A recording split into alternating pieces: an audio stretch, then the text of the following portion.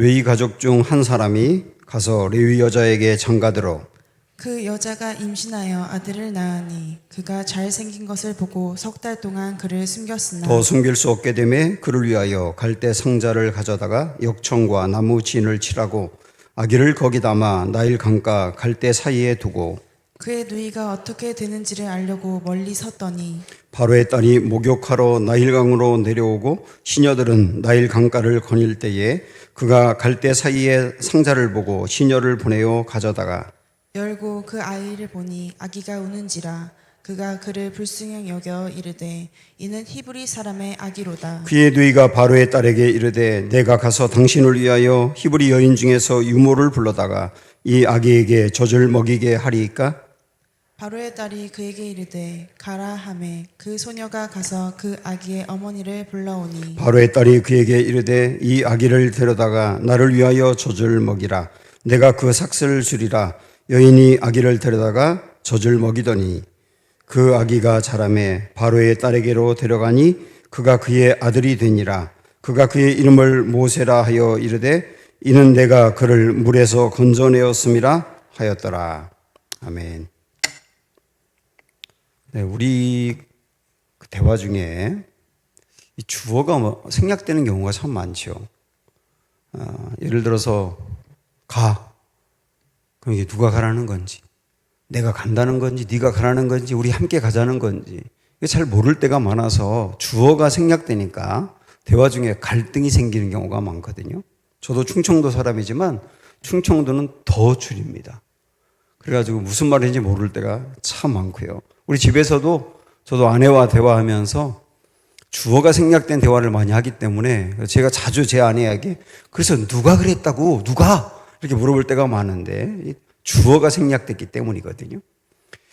여러분 말씀 묵상 큐티 많이 하실 텐데 참 어렵습니다. 큐티가 잘할 수 있는 하나의 방법이 있어요.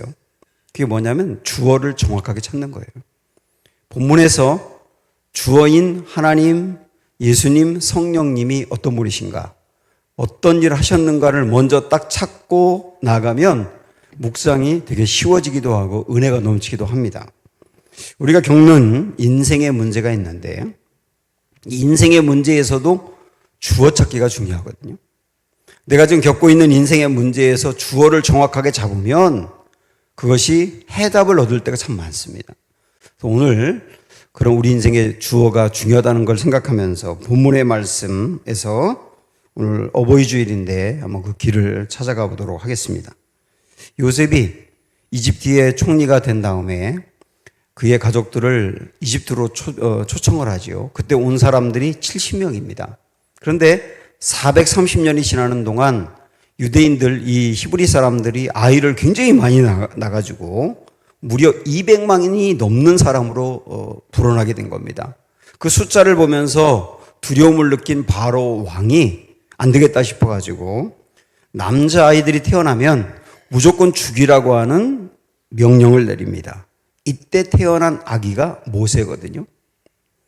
모세의 부모님, 6장에 보면 모세 부모 이름이 아므람과 요게벳이라고 이렇게 나와 있는데요. 그 부모가 이 아이가 태어난 것을 보고 바로의 명령대로 죽일 수가 없는 거예요. 모든 부모가 그랬겠죠. 그래서 몰래 이 아이를 집에서 키웁니다. 3달이 지나갔어요. 거의 100일이 된 거죠. 더 이상 이 아이를 숨길 수가 없습니다. 아이는 갈수록 울음소리가 커지고 또 아이가 있는 집은 겉으로 뭔가 드러날 수밖에 없기 때문에 더 이상 어찌할 수 없는 상황이 생긴 거예요. 자, 우리 그 말씀 한번 볼까요? 1절부터 보시면 레위 가족 중 한 사람이 가서 레위 여자에게 장가들어 그 여자가 임신하여 아들을 낳으니 그가 잘생긴 것을 보고 석 달 동안 그를 숨겼으나 더 숨길 수 없게 되매. 이 마지막 대목에 있는 더 숨길 수 없게 되매 이 부분을 한번 우리가 생각을 해봐야 됩니다. 부모로서 절망적인 상황이 된 것이죠. 이제 부모의 힘으로 아이를 보호할 수도 책임질 수도 없는 상황이 되어버린 겁니다. 어찌할 수 없는 상황이 된 것이죠. 사랑을 하지 않는 게 아니에요. 사랑하지 않는 부모가 어디 있겠어요? 정말로 많이 사랑합니다. 그런데 이 아이를 책임질 수 없습니다. 아이를 위해서 최선을 다하지 않은 것도 아닙니다. 최선을 다했습니다. 석 달 동안 몰래 이 아이를 키웠거든요. 그러나 최선을 다했지만 부모로서 어찌할 수 없는 상황이 된 거죠. 저는 여기에 있는 더 숨길 수 없게 되매, 어찌할 수 없게 되며 그 말 아닙니까? 그걸 보면서 요즘 자녀를 키우는 부모의 그 아픔이 느껴지더라고요. 요즘 아이들 부모의 통제 잘 따르지 않잖아요. 청소년들은 물론이고 초등학생, 유치원 아이들까지도 통제가 어렵습니다. 부모 마음대로 되기가 어려워요. 물론 부모 마음대로 아이를 하는 건 잘못된 일이지만 옳은 길로 아이를 인도하려고 해도 부모의 뜻대로 따르진 않습니다. 대학교를 나오고 직장을 가고 그리고 결혼하고 나면 이제 부모 고생이 끝나나? 그렇게 생각하세요? 결혼한 사람에게 아우 이제 고생 다 했네. 요즘 그렇게 말하는 사람이 누가 있습니까? 결혼하면 결혼한 대로 또 책임져야 될 일이 있고 고생해야 될 일이 있거든요. 그게 자녀를 키우는 부모들의 아픔이거든요. 자녀의 신앙 문제도 그렇습니다. 자녀에게 끊임없이 예수님을 잘 믿어야 한다, 교회를 다녀야 된다 얘기하는데 고등학교 때까지는 부모 말을 좀 따르는 것 같더니 대학에 들어가면서 달라져요. 결혼하면서 달라져요. 그래서 아이에게 자꾸 이야기를 하면 종교 문제 강요하지 말라고 저항을 하고 내가 결정하고 내가 판단하고 내가 언젠간 믿겠다고 이렇게 말하는데 이러다가 영영 교회에서 떠나가는 게 아닌가라고 생각을 하면 보통 걱정이 아니거든요. 그런데 어떻게 할 수가 없어요. 한편 부모가 자녀에게 다 해줄 수 없기 때문에 능력이 없어서 더 이상 어찌할 수 없는 상황에 빠질 때도 있습니다. 능력만 있다면 아이가 원하는 대로 다 해줄 수 있겠는데 해주고 싶은 마음은 있는데 또 사랑은 하는데 그러나 내가 가진 게 부족하고 해줄 수 있는 영역이 없기 때문에 못 해주는 거죠. 그래서 늘 자녀에게 미안한 마음이 있는 거죠. 내 자녀가 아픔을 겪고 있는데 부모로서 이 아픔을 내가 좀 대신 겪으면 좋겠다는 생각이 있지만 이 아이가 고스란히 자기가 감당하고 자기가 극복해야 될 아픔이라서 어떻게 할 수가 없는 상황이 있잖아요. 더 숨길 수 없게 되매 이제 더 이상 어찌할 수 없게 되매 이런 말인데 자녀 때문에 아파하고 자녀 때문에 고통하고 또 자녀에게 미안해하는 부모의 마음이 담겨있는 얘기거든요. 이건 비단 자녀 문제만이 아니라 우리 인생 한 명 한 명이 지금 겪고 있는 어떤 인생의 큰 아픔이 있는데 이때 더 이상 어찌할 수 없는 상황에 빠져 있는 분들도 있거든요. 이럴 때는 어떻게 해야 되나요? 우리 한번 3절의 말씀을 볼까요? 모세의 부모는 어떻게 했는가? 더 숨길 수 없게 되매 그 다음 이렇게 합니다. 그를 위하여 갈대 상자를 가져다가 역청과 나물진을 칠하고 아기를 거기 담아 나일 강가 갈대 사이에 두고 이젠 더 이상 내가 키울 수가 없구나. 더 이상 내가 책임질 수 없구나. 내 영역을 벗어났구나. 이렇게 생각을 하고 결단합니다. 파피루스로 갈대 상자를 만들거든요. 꼼꼼히 엮어서 상자를 만들어요. 그 만들면서 부모는 아무 말을 안 합니다. 엄마 요괴뱃에 눈물이 상자 위에 뚝뚝 떨어지고 아버지는 울지 않으려고 애를 쓰지만 목 놓아 울거든요. 그 상자를 다 만든 다음에 역청과 나무 진을 칠했어요. 방수 효과가 있는 겁니다. 물이 들어가지 않도록 틈틈이 살피고 혹시 구멍이 나 있는 곳은 없는지 그것까지 살피면서 다 역청과 나무진으로 메꾸는 거예요. 그리고 그 다음에 아이를 거기에 담습니다. 아이는 아무것도 몰라서 엄마 아빠를 보고 웃어요. 그 웃는 아기를 보는 부모의 마음은 더 찢어질 것 같아요. 이제는 그 상자를 들어다가 나일강에 띄웁니다. 이제 어쩔 수가 없어요. 아버지는 그 상자가 멀어질 때까지 계속 쳐다보고 있는데 엄마는 차마 그걸 볼 수 없어서 고개를 돌리고 보지 않습니다. 그리고 누나인 미리암을 시켜서 그 상자가 어디로 흘러가는지 보라고, 어떻게 됐는지 보라고 시켜요. 더 이상 어찌할 수 없을 때 이들이 한 일은 갈대 상자를 만들어 거기 아이를 담아 띄운 겁니다. 이 갈대 상자는 무엇을 의미하느냐? 갈대 상자를 띄웠다는 것은 무엇을 의미하느냐? 하나님께 맡겼다는 거예요. 내려놓았다는 거예요. 우리가 맡긴다, 주님께 맡긴다, 주님께 내려놓는다 그런 말을 참 많이 하는데 어떻게 하는 것이 내려놓는 것인가? 어떻게 하는 것이 내 자녀를 주님께 정말로 맡기는 것인가? 이 갈대 상자를 띄웠다는 상징적인 것을 통하여 주님께 맡기는 것의 의미가 무엇인지를 살펴봐야 되거든요. 우선 주님께 맡길 때, 주님께 내려놓을 때 아주 중요한 게 시선입니다. 시선이 중요한데 그 시선은 아이를 토부로 보는 시선이에요. 토부라는 단어를 한번 생각을 해보세요. 앞에서 우리가 보았습니다마는 2절에 보시면 그 여자가 임신하여 아들을 낳으니 그가 잘생긴 것을 보고 3달 동안 그를 숨겼다 이렇게 나옵니다. 여기 잘생겼다는 말이 토부거든요. 히브리어로. 근데 이 토부가 또 어디에 나오느냐면 하나님이 천지를 만드시고 보시기에 좋았다 할 때 그 좋았다는 말이 토부예요. 그래서 그 단어와 지금 이 아이가 잘생겼다라고 하는 그 단어와 똑같은 개념이거든요. 그런데 하나님이 천지 하나하나를 이렇게 만물들을 만드신 다음에 보기에 좋았다 할 때 그거는 내 눈으로 볼 때 아름답다는 개념만이 아니라 또 궁극적인 뜻은 뭐냐면 내 뜻을 이룰 것이니 좋다는 말이거든요. 이 만물들 하나하나 특별히 마지막에 만들었던 사람을 보면서 이를 통하여 내 뜻을 이룰 거야. 그래서 좋아라고 하는 개념이 있는 거예요. 모세의 부모도 이 아이를 처음 낳았을 때 잘생겼다는 말은 외모가 뛰어났다는 말이 아니라 이 아이를 통해서 하나님이 이루실 것이 있으니 그거 보니 좋다는 개념이에요. 그렇게 아이를 보았던 겁니다. 그런데 3개월이 지나고 난 다음에는 이제 이 아이를 어찌할 수가 없는 거예요. 상황이 바뀌었어요. 처음 낳았을 때는 이 아이를 보호할 수 있고 책임질 수 있었지만 3개월이 지나서는 이제 이 아이를 놓아야 됩니다. 그런데 이 아이를 놓을 때도 이 아이를 톱으로 보는 것이죠. 이 아이를 놓을 때도 이 아이를 통해서 하나님이 이루실 일이 있으니 좋다. 내 품을 떠나지만 이 아이가 살지 죽을지 그것도 모르지만 여전히 톱으로 보는 것이죠. 이게 맡기는 거예요. 맡기는 거. 우리 주님이 그 베드로를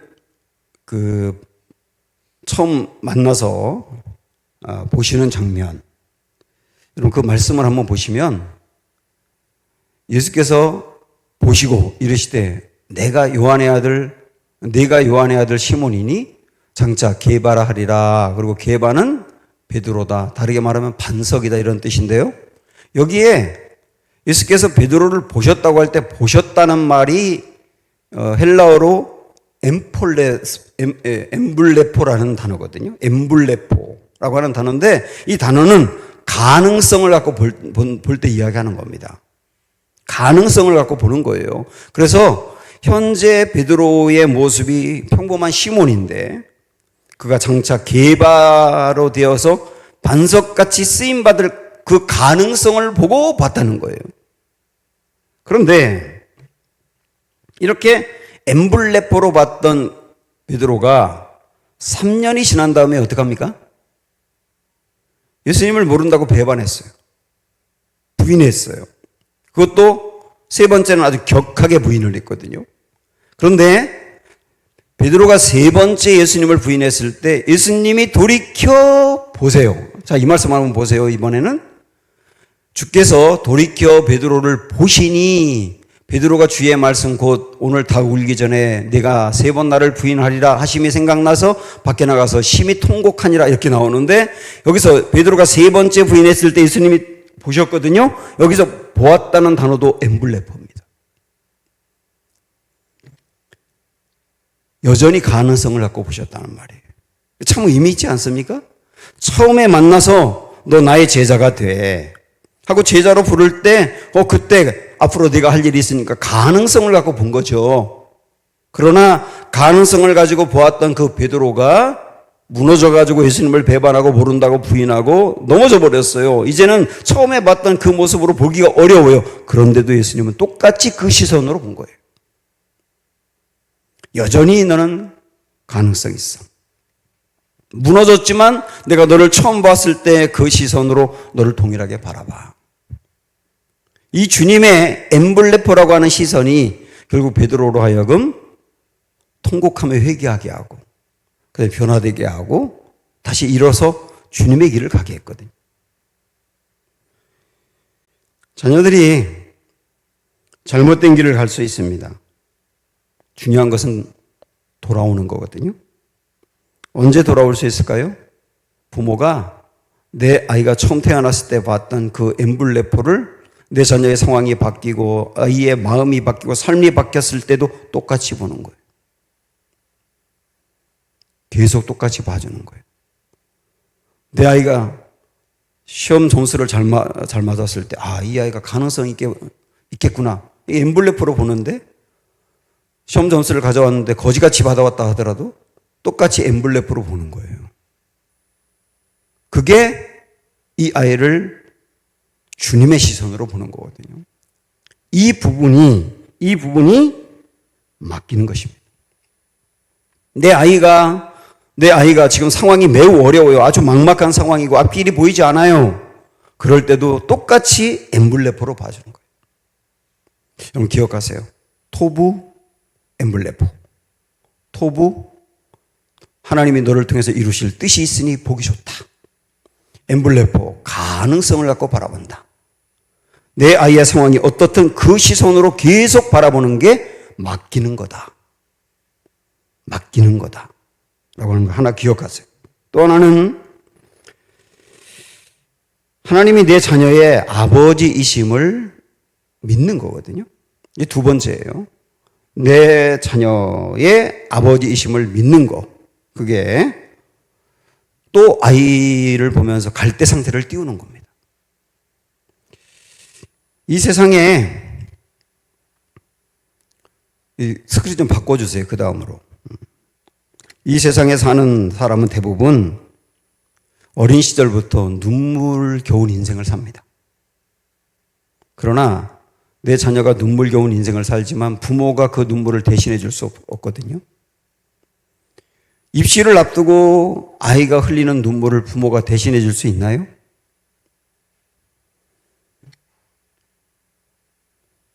우리 아이들이 광야 같은 세상 속에서 풍파와 막다뜨리며 살아야 되는 젊은이의 눈물이 있거든요. 이 젊은이의 눈물을 부모가 대신해 줄 수 있나요? 나중에 연로하신 부모님을 봉양해야 되면서 흘리는 자녀의 눈물이 있는데 그거 부모가 대신해 줄 수 있나요? 설령 어떤 부분 대신해 줄 수 있다 하더라도 마지막에 부모의 호흡이 멈추고 떠나가면 그 다음에 이 아이의 눈물은 누가 닦아줄 수 있나요? 내 자녀의 눈물을 닦아줄 수 있는 분은 하나님밖에 없어요. 하나님만이 내 자녀의 눈물을 닦아줄 수 있습니다. 그들을 위해서 하나님만이 울어줄 수 있습니다. 왜냐하면 내 아이의 진정한 아버지가 되시기 때문에. 진정한 아버지이시기 때문에 육신의 부모가 책임질 수 없는 것 그분이 책임질 수 있거든요. 육신의 부모가 사랑은 하지만 대신 울어줄 수 없고 대신 감당할 수 없는 거 하나님이 부모이기 때문에 아버지이기 때문에 대신 감당하고 대신 울어줄 수 있거든요. 우리 가정의 달인데 그리고 우리 어버이날 어린이날도 다 보냈는데 부모로서 내 자녀에게 조금 더 잘해줘야 되겠다. 이렇게 결심할 수 있지만 그것보다 훨씬 더 중요한 게 뭐냐면 우리 자녀가 진짜 하나님을 아버지로 믿게 하는 거거든요. 정말로 내 자녀가 하나님을 아버지로 믿게 하는 것. 그것만 부모가 해준다면 부모로서의 책임은 상당히 한 거예요. 여러분, 이 문구 한번 보시죠. 하나님 아버지만이 우리가 이 세상을 떠난 뒤에도 이 험한 세상 속에서 계속 흘리게 될 내 자녀들의 눈물을 닦아줄 수 있습니다. 정말 그렇죠? 우리가 떠나도 이 세상 속에서 눈물을 흘릴 수밖에 없는 내 자녀의 눈물을 정말 닦아줄 수 있는 분이 하나님인데, 그분이 그 자녀의 아버지가 된다면, 정말로 된다면 우리는 그 자녀를 하나님께 맡겨도 된다, 그 얘기죠. 내 자녀의 하나님이 아버지가 되신다면, 다르게 말하면 부모가 되는 거죠. 인간 부모는 자녀를 사랑하지만, 자녀를 위해서 최선을 다하지만 온전히 책임질 수 없지만, 하나님이 그 아이의 부모가 된다면 하나님은 그 아이를 반드시 책임지세요. 그러도록 맡기는 거예요. 그게 맡기는 거예요. 이따가 이제 이 설교 끝나고 요게벳의 노래라고 오늘 우리 본문의 말씀의 배경이 된 그 찬양을 우리가 듣게 될 텐데, 그 찬양의 가사 중에 이런 대목이 있습니다. 너의 삶의 참 주인, 너의 삶의 참 부모이신 하나님께 너의 삶을 맡긴다. 이게 모세 부모의 마음이었던 거예요. 그래, 지금까지는 내가 부모였어. 그러나 이제는 하나님의 참 부모가 되실 거야. 그 아이를 딱 맡긴 거예요. 이게 갈대상자에 띄웠다는 거예요. 우리가 해야 될 맡긴다는 것이 바로 이런 의미라는 것이죠. 주님께 맡기면 받을 수 있는 최고의 은혜는 주님이 일하십니다. 오늘 말씀은 전반부는 이 아이를 더 이상 숨길 수 없어서 하나님께 맡기는 일이고, 오늘 말씀의 후반부는 하나님께 이 아이를 맡겼을 때 하나님이 참 부모가 되신 것을 보여주거든요. 자, 우리 구절 하나하나 한번 볼까요? 5절 말씀을 먼저 보시면, 바로의 딸이 목욕하러 나일강으로 내려오고 시녀들은 나일 강가를 거닐 때 그가 갈대 사이에 상자를 보고 시녀를 보내어 가져다가. 바로의 딸입니다. 이 딸이 나중에는 여왕이 되는데요. 이 바로의 딸이, 아니, 큰 나라의 그 공주가 목욕할 데가 없어서 강가에서 합니까? 왕궁이 얼마나 목욕할 곳이 많은데요. 그런데 이 강가로 온 거예요. 아마 좀 심심해가지고 나왔는지, 아니 왕궁이 좀 싫어서 산책하러 나왔는지 모르겠지만, 나왔다가 그것도 마치 이 갈대 상자가 있는 곳에 머무르게 된 것이죠. 여기 여러분, 우리 성경을 보면서 잘 이해하기 위해서는 성경의 행간 속에서 겉으로 보여지지 않는 일을 우리의 눈으로 보는 거예요. 그러니까 이 바로의 공주가 거기에 목욕하러 왔다는 데에서 하나님이 일하심을 그 행간 속에서 볼 수 있어야 합니다. 하나님이 바로의 공주를 이곳으로 인도하신 것이죠. 6절에 보시면, 열고 그 아기를 보니 아기가 우는지라 그가 그를 불쌍히 여겨 이르되 이는 히브리 사람의 아기로다. 이렇게 상자를 열어보니까 거기 아이가 있어요. 이집트 사람들과 히브리 사람들은 피부 색깔이 다릅니다. 그래서 대번 압니다. 아, 이 아이가 히브리 사람의 아이구나. 알아봤어요. 자, 여기서 여러분 질문.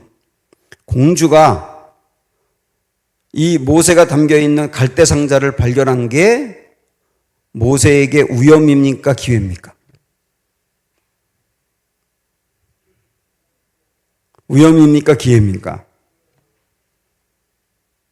우연이죠. 왜냐하면 이 공주의 아버지가 히브리 사내 아이들은 죽이라 명령을 내렸잖아요. 그런데 그 딸이 발견한 거예요. 히브리 아이잖아. 엎어버려. 그럼 이 모세는 끝나는 거거든요. 그런데 그 아이를 보는 순간 불쌍히 여겨. 불쌍히 여겨. 그 아이를 보는 순간 불쌍히 여기는 마음이 공주 안에 생긴 거예요. 이 마음은 누가 준 것이냐? 하나님이 주신 것이죠. 이 아이가 모세가 울어요. 이 아이의 울음을 부모가 대신해 줄 수 없었거든요. 그런데 공주가 이 아이를 건져내면서 하나님이 이 아이의 울음을 대신해 주시는 거예요. 부모가 해주지 못했던 아이의 울음을 하나님이 대신해 주는 거예요. 이 아이가 울었다 그랬는데요. 사실 100일 정도 돼가지고 아이가 울었기 때문에 이제 이 울음 때문에 아이를 키울 수가 없는 거잖아요. 집에서. 그래서 이 울음은, 아이의 울음은 죽음의 상징이었거든요. 그런데 공주가 쳐다볼 때 아이가 우는 이 모습이 구원의 조건이 돼버린 거예요. 죽음의 상징이 하나님의 손 안에서 구원의 조건으로 바뀐 것이죠. 누가 압니까? 우리의 자녀들, 우리가 가정이 겪고 있는 이 어려운 눈물들이 지금 당장은 죽음의 상징처럼 보이지만 하나님의 손 안에서 구원의 조건이 될지 누가 압니까? 그 다음에 7절부터 9절까지 좀 길게 나오는데 거기 보시면 그의 누이가 바로의 딸에게 이르되 내가 가서 당신을 위하여 히브리 여인 중에서 유모를 불러다가 이 아기에게 젖을 먹이게 하리이까? 바로의 딸이 그에게 이르되 가라 하매 그 소녀가 가서 그 아기의 어머니를 불러오니 바로의 딸이 그에게 이르되 이 아기를 데려다가 나를 위하여 젖을 먹이라. 내가 그의 삭스를 주리라. 여인이 아기를 데려다가 젖을 먹이더니 미리암이 쳐다보고 있다가 공주가 그 상자를 열고 아이를 쳐다볼 때 그리고 불쌍히 여기면서 그 아이를 안았겠지요. 그럴 때 미리암이 가까이 가서 제가 유모를 아는데 유모 좀 소개해 드릴까요? 뻔하잖아요. 옛 누나구나. 누가 봐도 뻔하잖아요. 그 유모가 바로 궁에는 없습니까? 건강한 유모 잔뜩 있었을 거예요. 그러나 이 아이를 왕궁으로 당장 데려갈 수 없는 상황이잖아요. 그 아버지가 있으니까. 그래가지고 그러면 그 유모를 소개해다오. 그래가지고 엄마를 소개해가지고 엄마 품에서 모세가 자라난 거예요. 자기 아이에게 젖을 먹이면서 월급을 받은 세계 최초의 여인이 됐거든요.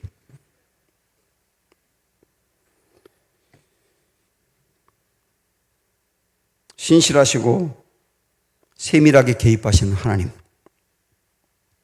그걸 우리가 읽을 수 있는 것이죠. 마지막 10절에 보면 그 아기가 자라매 바로의 딸에게로 데려가니 그가 그의 아들이 되니라. 그가 그의 이름을 모세라 하여 이르되 이는 내가 그를 물에서 건져내었음이라 하였더라. 모세라는 이름을 부모가 지어준 게 아니라 공주가 지어준 거예요. 이건 이집트식의 이름이죠. 모세 이렇게 했는데 물에서 건져냈다 라고 하는 의미인데요. 이때 당시에는 제가 글을 보니까 대략 아이가 젖을 4세에서 7세까지 먹었다 그래요. 저는 3세까지 먹었거든요. 여기에 비하면 적게 먹은 거예요. 대략 5세까지 5년 동안 젖을 먹였다고 우리가 한번 생각을 해보시죠. 5년 동안 엄마가 모세의 젖을 먹이면서 그 품에서 아이가 자라났거든요. 아이가 말귀를 알아들을 때 우리 지금 유아유치부 아이들도 말귀를 잘 알아듣거든요. 그때 너는 이집트 사람이 아니라 히브리 사람이야.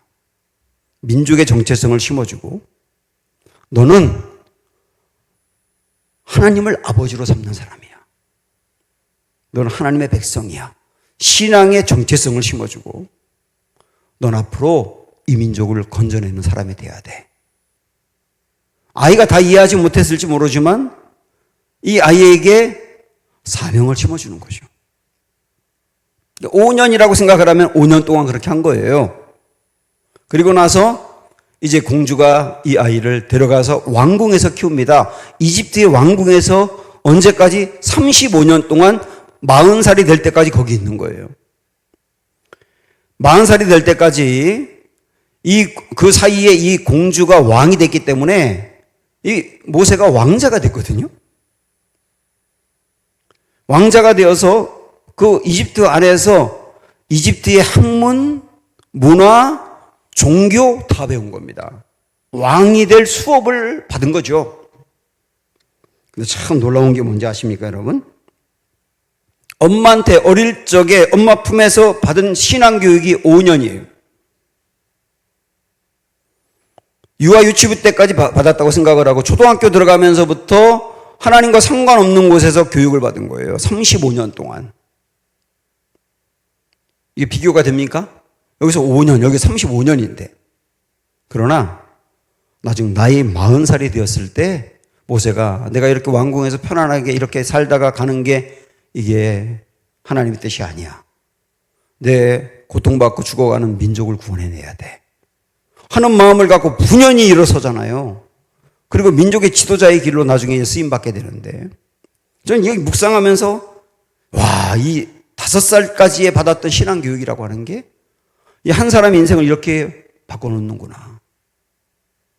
우리 부모들이 가정 안에서 아이들을 어릴 적부터 신앙교육하고 우리 교회에서 유아유치부 단계에서 아이들 신앙교육하는 걸 이게 굉장히 얼마나 중요한지를 생각할 수 있는 기회이기도 하고요.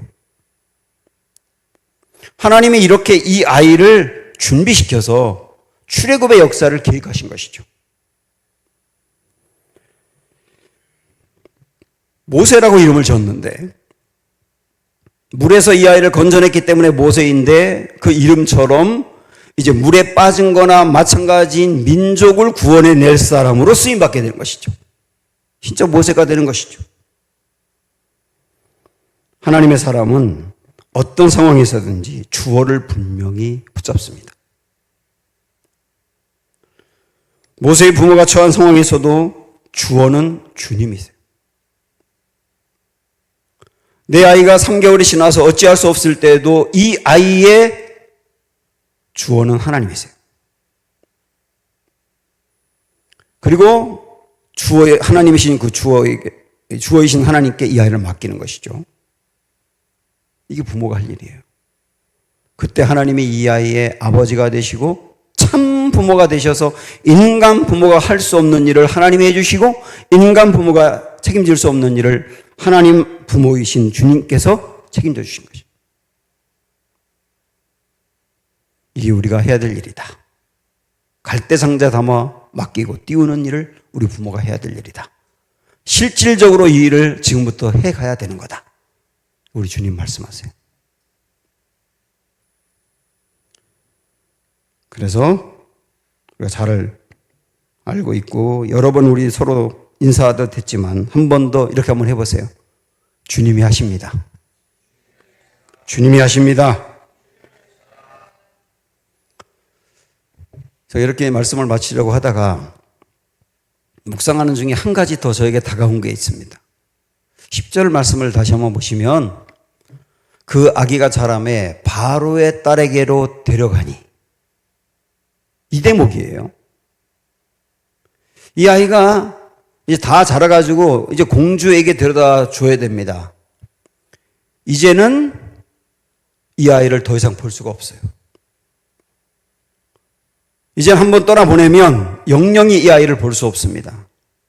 이때 다시 공주에게 이 아이를 데려다주는 엄마의 마음. 또 내려놓는 거더라고요. 다시 내려놓는 거더라고요. 한 번 내려놓은 것으로 끝이 아니고 또 내려놔야 되는 것이죠. 공주에게 데려다 주는 것이지만 하나님께 맡기는 것이죠. 이제는 정말 내가 어찌할 수 없지만 하나님께서 이 아이를 앞으로 하나님의 뜻대로 키워내실 거야. 이걸 믿고 맡기는 것이죠. 사실 저도 부모고 여러분도 부모시지만 부모가 자녀를 키울 때 한 번 내려놓고 끝납니까?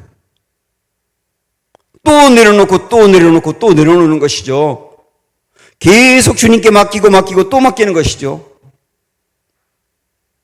반복적으로 맡기는 것이죠. 두 번째 맡길 때는 더 힘들 수 있어요. 그래서 맡기는 것이죠. 톱으로 보면서 맡기고 엠블레포로 보면서 맡기고 그럴 때 주님이 이 모세를 처음에 이 땅에 보낼 때 계획했던 그 뜻대로 결국 이루어 가신 것처럼 거듭 맡기는 우리의 자녀도 하나님이 계획한 대로 견고하게 세워가고 쓰실 거라고 저는 믿습니다.